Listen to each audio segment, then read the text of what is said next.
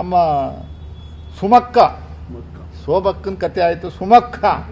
ಸುಮಲತಾ ಅವರು ಪಾಪ last time assembly ಚುನಾವಣೆ ಸಂದರ್ಭದಲ್ಲಿ ನರೇಂದ್ರ ಮೋದಿಯವ್ರನ್ನ ಕರೆಸಿ ಸ್ಟೇಜ್ ಮೇಲೆ ಏನು ಕೈ ಎತ್ತಿ ಕೈ ಆಡಿಸಿ ಬಿ ಜೆ ಪಿ ಗೆಲ್ಲಿಸ್ಬೇಕು, ನರೇಂದ್ರ ಮೋದಿಯವರು ಇದ್ರೇ ಈ ದೇಶ ಉಳಿಯೋದು ಅನ್ನೋ ರೀತಿಯಲ್ಲೆಲ್ಲ ಭಾಷಣಗಳೆಲ್ಲ ಬಿಗಿದ್ರು ಪಾಪ.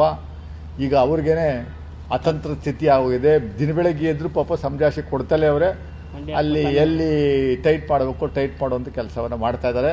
ಪಾಪ ಸುಮಲತಾ ಅವ್ರನ್ನ ಸಂಪೂರ್ಣವಾಗಿ ಬೀದಿ ಪಾರು ಮಾಡಾಕ್ಬಿಟ್ರು ಬಿ ಜೆ ಪಿಯವರು.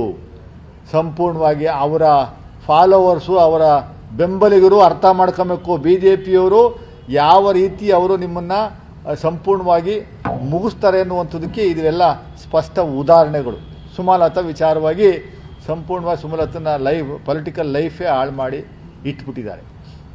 ಸುಮಲತಂಗೆ ಎಲ್ಲೂ ಟಿಕೆಟ್ ಸಿಗಲ್ಲ. ಆಮೇಲೆ ಎಲ್ಲ ಒಂದಷ್ಟು ಜನ ಮಾಧ್ಯಮಗಳಲ್ಲಿ ನಾನು ಗಮನಿಸ್ತಾ ಇದ್ದೀನಿ, ಕಾಂಗ್ರೆಸ್ಗೆ ಹೋಗ್ತಾರೆ, ಅವೆಲ್ಲ ಇಲ್ಲ. ನಮ್ಮ ಕಾಂಗ್ರೆಸ್ಸಲ್ಲಿ ನಾವೇ ಹಾಕಿ, ನಮಗೆ ಆಲ್ರೆಡಿ ಅಭ್ಯರ್ಥಿ ಸೆಲೆಕ್ಟ್ ಆಗೋಗಿದ್ದಾರೆ.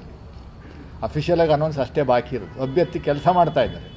ಸೊ ನಾವು ಬಿ ಜೆ ಪಿ ಹೋಗಿದ್ದವ್ರನ್ನ ಮತ್ತೆ ಕರ್ಕೊಂಬಂದು ಟಿಕೆಟ್ ಕೊಡುವಂಥ ವ್ಯವಸ್ಥೆ ನಮ್ಮ ಕಾಂಗ್ರೆಸ್ ಪಕ್ಷದಲ್ಲಿ ಇಲ್ಲ. ಪಾಪ ಸುಮಲತಾ ಅವ್ರಿಗೆ ಒಳ್ಳೇದಾಗಲಿ ಅಂತ ನಾನು ಆಶಿಸ್ತೀನಿ.